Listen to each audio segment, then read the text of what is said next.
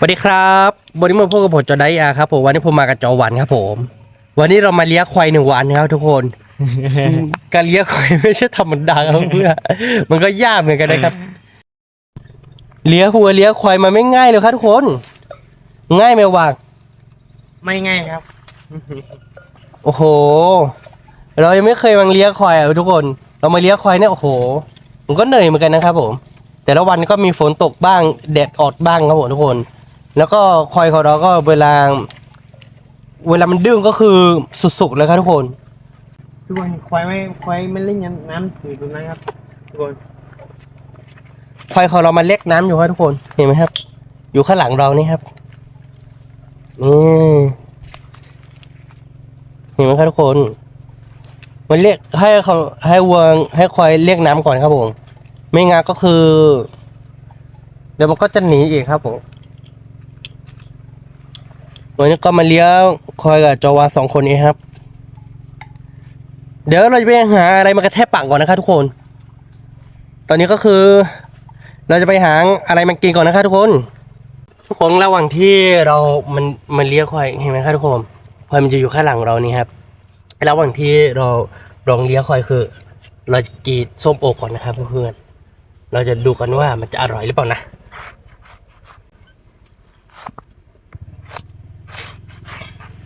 แต่ตรงนี้ก็คือที่ขดคนอื่นเหมือนกันนะครับทุกคนแต่เพราะว่าตรงนี้ไม่รู้เขาปลูกอะไรนะก่อนหน้านี้คือ ตอนนี้คือตอนที่แม่น้ำเมืองครึ่งเนี่ยมันจมหมดเลยครับผมแต่ผมไม่เห็นอะไรนะทุกคนไม่รู้ว่าเขาได้ปลูกอะไรหรือเปล่าแต่ว่าเราให้วัวมาอาบน้ำให้คอยมาอาบน้ำมาเช็คน้ำเขาก็จะน่าจะอนุญาตให้เรานะเราจะลองกินดูจะว่าเก่งเลย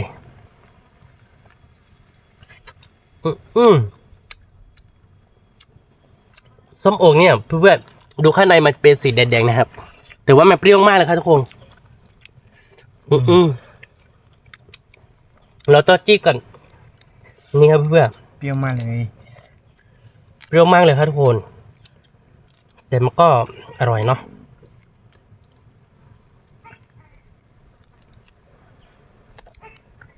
เทแบบนี้เลยทุกคน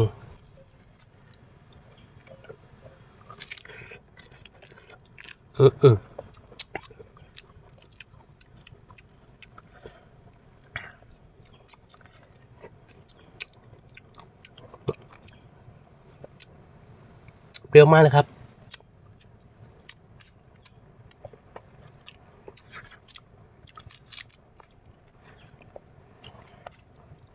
อร่อยมากนะครับทุกคน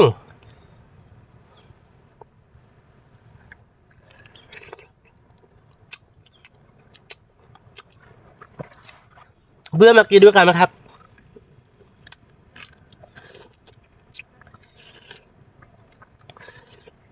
เบื่อคนไหนอยากกินส้มแบบส้มที่มันไม่ค่อยหวานมันเปรี้ยวๆนี่ที่บ้านจอดามีเยอะครับ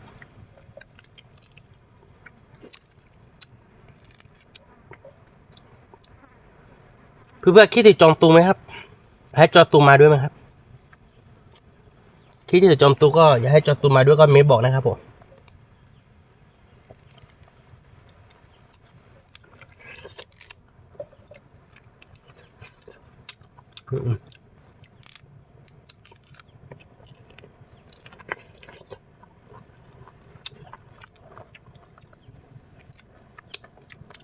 어디 저번은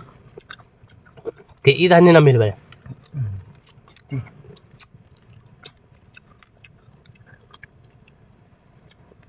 รุ่นนี้เปลือกยังเหลือนะครับเพื่อนๆที่เหลืออีกลูกนึงนี่เปลือกสีเขียวเป้งเลยครับผมมันน่าจะเปรี้ยวขนาดไหนครับผมขนาดเปลือกสีเหลืองนี่เปรี้ยวขนาดนี้นี่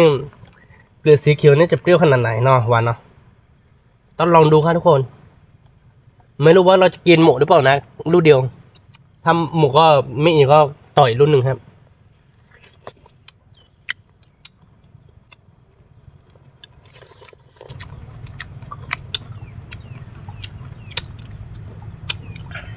สุดยอดนะครับเพื่อนเลี้ยงควาย1 วันมันก็ไม่ง่ายนะครับทุกคน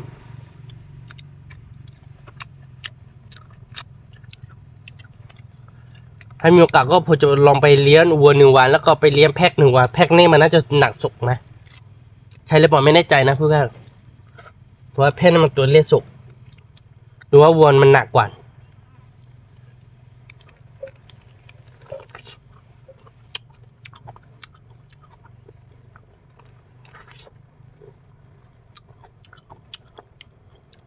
ชิกเว้ยมาอุตส่าห์คุยหน่อยก็กบอย่าได้ตลาดตีเลยเนี่ยจะรอพายรูดสีเขียวครับเพื่อนขนาดรูดสีเหลืองนี่เปรี้ยวขนาดนี้นี่รูดสีเขียวน่าจะขนาดไหนครับ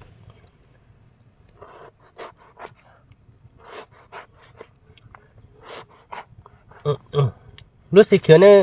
ไม่ค่อยเก่งหรือเปล่าไม่รู้เวลาปอกเปลือกแล้วยังไม่เจอเนื้อเลย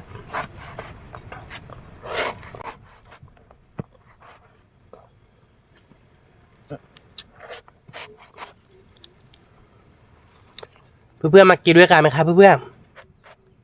ๆถ้าเพื่อนๆอยากกินส้มโอก็บอกผมได้ครับผมหรือว่าอยากจะกินด้วยกันกับผมก็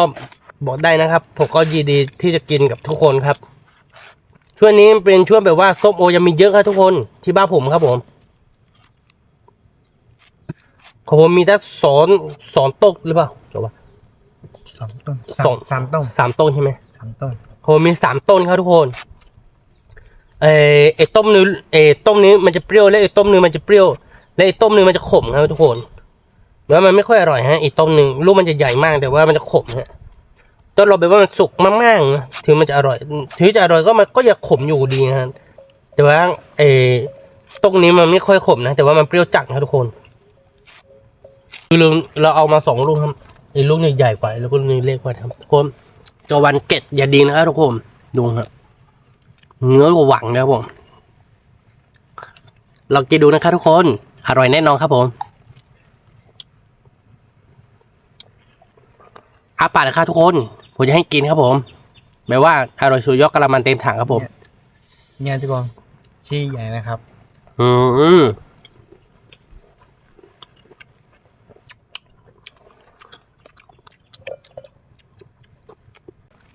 เพื่อนได้สังเกตไหมครับควายของผมอีกตัวเมื่อกี้ที่มาออกไปตอนไหนครับผมก็ยังไม่ลงเลยทุกคนอันนี้เพื่อนระหว่างที่ผมไปหางควายเมื่อกี้ควายผมอีกตัวหนึ่งคือไปเล็กน้ำข้าวบกนุ่งครับผมนี่ผมไปซื้อหมักนะครับผมเพื่อนจะว่ากินหมักไหมไม่เยี่ยมจะว่าไม่กินหมักครับผมไปซื้อหมักมาครับเพื่อนมันดูครับหมักอร่อยนะครับทุกคนผมจะลองกินดูนะครับผมแต่ยังกินเยอะนะครับทุกคนกินแล้วก็ฟันมันจะดำมันจะแดงครับผมสำหรับผมนี่ฟันเหลืออยู่แล้วครับผม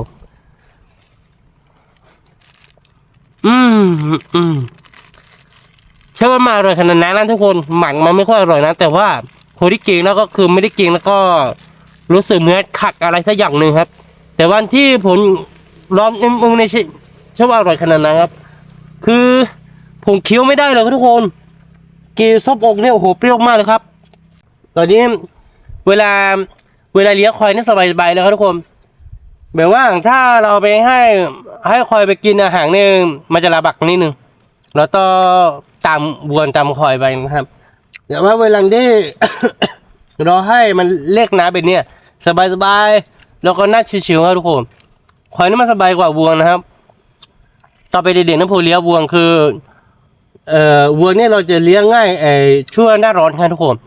เวลามันไปหาอาหารไปกินอะไรเสร็จก็คือถ้ามีเบ็ดต้นไม้ใหญ่แล้วก็มันมีที่ร่มก็คือมันจะมานอนกันที่ร่มครับในที่ร่มครับผมแล้วก็ถ้าเป็นควายก็คือถ้ามีบ่องน้ำอะไรพวกนี้คือมันจะไปแช่น้ำไปอาบน้ำเนี่ยสบายเลยทุกคนนี่ควายของเราครับทุกคนควายของเรามี5 ตัวครับเรามาเลี้ยงกัน2 คนครับผม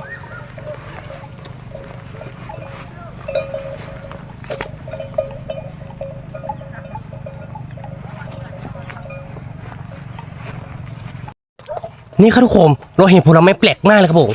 คือลูกอะไรครับทุกคนนี่มีลูกอยู่ให้เจ้าวันขึ้นไปนะครับผมทุกคนทุกคนมีลูกสีเหลืองด้วยครับมันดูกันนะครับขณะที่เรามาเลี้ยงควายยังเห็นผลไม้ป่างอยู่เลยครับทุกคนแต่ไม่รู้ว่ามันจะกินได้หรือเปล่านะครับลองกินดูนะครับทุกคนนี่ลูกนี้ก็ใกล้จะสุกแล้วนะครับทุกคนลูกเยอะมากนะครับผมทุกคน ถ้าบบตัวเด็กบาวีเท่าวันเนาะถ้าบบหรือตัวเหยาจอวันขึ้นไปแล้วครับทุกคน ตอนนี้อาจจะมองจอวันไม่เห็นนะครับจอวันอยู่ข้างใน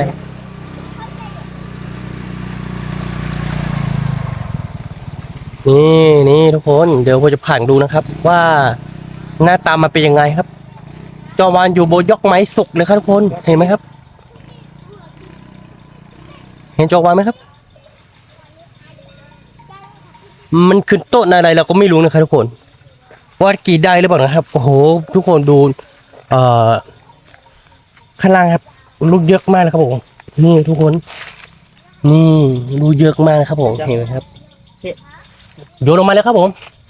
ไม่รู้ว่าเราจะกินได้หรือเปล่านะครับ เราก็ยังไม่เคยกินนะครับผมทุกคนเดี๋ยวเราผังดูนะครับทุกคนว่ามันกินได้หรือเปล่านะครับนี่ทุกคนเจ้าจ่องของเราอยู่ข้างบนนู่นครับผม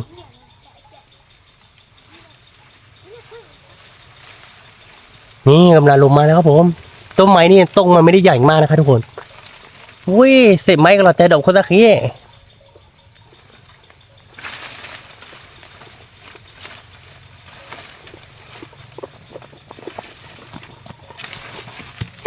เอ้ยเราแต่ดอกคนตะกี้เดี๋ยวแต่นะ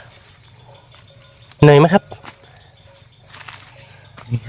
มันน่าจะอร่อยนะครับทุกคนเดี๋ยวผมจะผ่านให้ดูนะครับนี่เด็กๆมารอนกินกันเยอะนะครับมันหน้าตาเป็นยังไงเราก็ยังไม่เคยรู้นะครับเอ้าไปโรงเรียนมาเหรอลูกอยู่ป.อะไรครับป.หนึ่งครับอ๋อป.1 ทัน1ชื่ออะไรครับน้องชื่ออะไรครับอันนังอ๋ออังนางอังนางโอ้โหหน้าตังหล่อจังเลยมีแฟนหรือยังเนี่ยอ๋อยังไม่มีอันนี้กินได้หรือเปล่าเนี่ยเคยกินไหม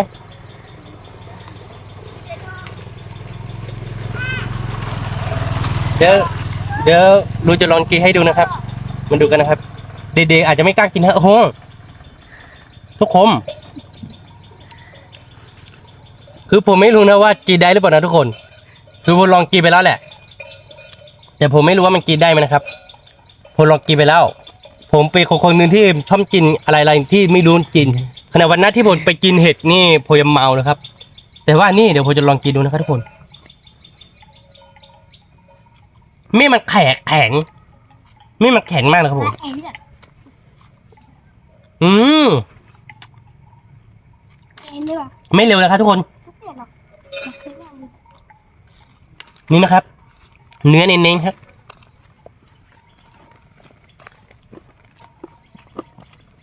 nó ba làm rồi thế cái máu làm rồi thì nó ba làm rồi ôi thì cho món này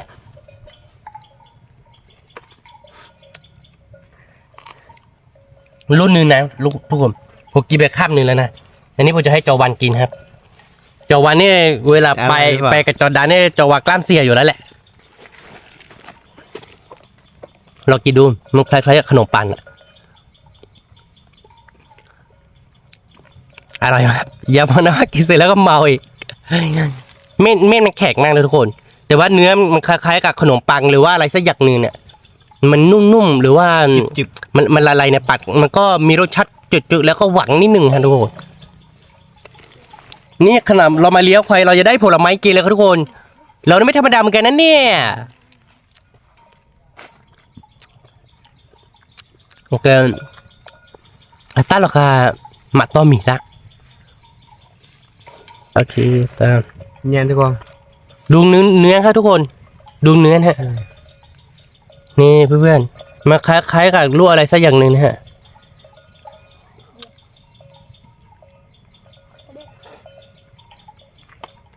แต่ถ้ามันเป็นเม็ดขอนไม้นี่มันจะแข็งนะทุกคนเม็ดแข็งมากเลยครับผมแต่มันมีเนื้อน้อยครับทุกคนผลไม้ที่ลองกินเนี่ยมันคล้ายๆกับต้นอะไรสักอย่างหนึ่งมันคล้ายๆกับขนมปังหรือเปล่านะทุกคนเม็ดมันเป็นสีแบบนี้ครับใช่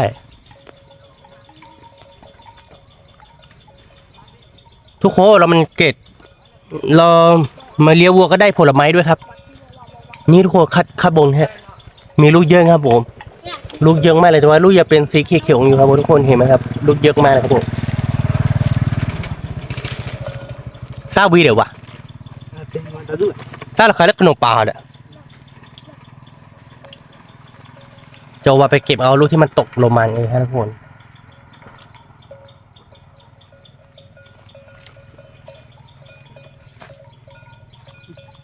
การมันเลี้ยงวัวเลี้ยงควายนี่มันก็สนุกดีนะทุกคน แต่เราไปเลี้ยงเบ็ดไม่ไกลบ้านของชาวบ้านเท่าไหร่นะคะทุกคน นี่เด็กๆก็กินกันนะครับ อร่อยไหมครับ นี่เด็กๆของก็กินกันนะครับทุกคนอร่อยแล้วครับผมทุกคนให้เลยเดี๋ยวบ้านเราไม่สบายได้ให้เลยให้ดูรามูเลยให้ดูรามูติดเลยOke, tak salah no apa belum lihat ni tidak. Dah apa belum lihat? Dia cuma tak nyo pusat het tu ke pemah mama nanya, orang nak ri dah dulu. Hah? Orang nak ri bagari, orang dah dulu. Ngerti loh. Je, nak ri dia lah, bagari orang ni lah tu kini nak ri usah bawa dia. Dan tu apa nak belum? No, tu apa nak belum? Orang fitur mah. Kalau non mesti fitur titi fitur cuy nak. Titi ở trong nó mày nhà đi năm Cuma balik nyawa banyak video. nhà titi bà titi ở trong cái này titi ở liền lo bà mày titi này titi trong là titi lo cái nó ở bao titi kia tít bao titi kia tin này bà nó nên mình trả lời nè thu clip gì bạn nào đó đã bóc khoa gì nè mày muốn nó mày thích muốn nó chạy lên này ra mà mình trả lời hả cho bạn lên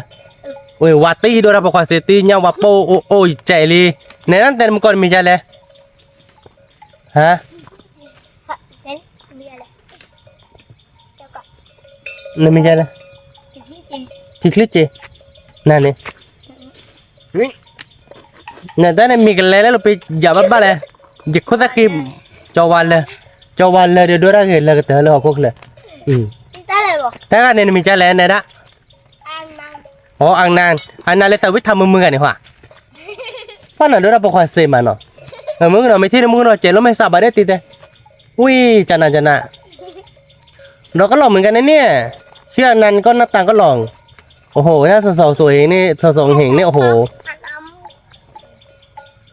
ที่คลิปเจก็หล่อไม่แพงกันเนี่ยหล่อมากเลยโอ้โหจวันแล้วก็หล่อหน้าตาหลอกกว่าลุงเยอะเลยดูลุงแกก็แก่หน้าตาก็ไม่ดีเลยโอ้โหม้วนแกอย่างเดียวถ้ามึงไม่กินเนี่ยตาบิลากินหมดแล้ว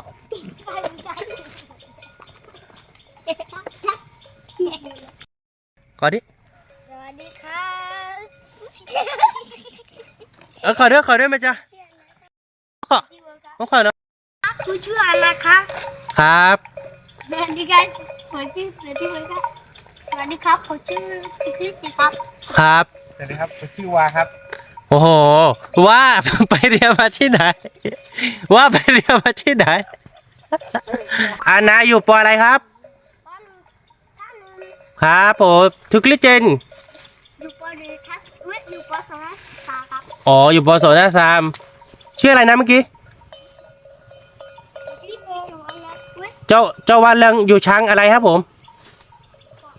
หมอปลาปอหนึ่งทัศสองปอหนึ่งทัศสอง ปอหนึ่งทับสองว่างครูอยู่ปออะไรครับ ผมอยู่เด็กเลี้ยงควายครับ อ๋อเซเวดาเซเดวันครูไม่ได้เรียนเหรอครับ ไม่ได้เลี้ยง อ๋อไม่เป็นไรไม่ได้เรียนไม่เป็นไรครับผมเลี้ยงควายดีๆนะอย่าให้ไปกินอาหารของคนอื่นนะครูจะหัวเราะทำไมอ่ะอ้าวครูเคยเรียนไหมอ่ะคุณเคยเรียนหรือเปล่า ไม่เคยเลี้ยงครับ ไม่เคยเรียนเลยเหรอ ไม่ครับ โอ้แสดงว่าตรงนี้ครูอยู่อนุบาล2แล้วใช่ไหมยอดทุกคนผลไม้อร่อยมากเลยครับทุกคนโอ้ลูกสุดๆยังมีอยู่ลูกครับบนนะครับทุกคนเห็นไหมครับเดี๋ยวผมจะซูมให้ดูนะครับผมนี่เห็นไหมครับทุกคนมีตั้งหลายลูกนะครับผม เล็กตัวใหญ่ นี่เด็กๆชอบกินครับผมจอวันน่าจะไปเก็บให้เด็กๆเยอะๆนะนี่ผมจะให้จอวาไปเก็บผลไม้ให้เด็กๆนะครับทุกคน น่าชื่ออะไรอ่ะ เด็กๆแต่ละคนหล่อมากเลยครับผมทุกคน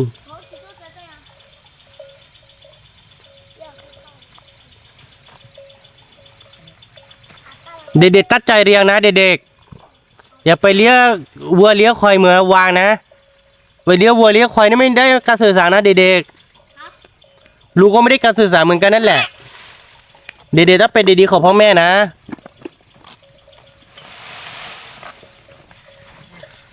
รออีกสักพักหนึ่งก็เจอกันตอนที่ไปมั่นวนมาคอยแล้วก็เราก็จะกลับบ้านกันทุกคน วันนี้เขาเหนื่อยมากแล้วครับผมวันนี้คือเราเลี้ยควายได้วันหนึ่งแล้วทุกคนเรามันเลี้ยควายได้1 วันแล้วครับผมตอนนี้คือเราม่านวนมาคอยกันเสร็จแล้วครับเสร็จทุกตัวแล้วครับผมแล้วเราขอมตัวกลับบ้านก่อนนะครับทุกคนเอาละครับเพื่อนๆวันนี้เรามาเลี้ยควายเสร็จแล้วครับผมสำหรับคลิปนี้ก็คงไม่มีอะไรมากครับเพื่อนๆถ้าชอบใจคลิปของเราก็อย่าลืมกดไลค์กดติดตามช่องของเราด้วยนะครับและที่สำคัญอย่าลืมกด Subscribe ให้กับพวกเราด้วยนะครับเจอกันคลิปวิดีโอหน้าครับผมสวัสดีครับ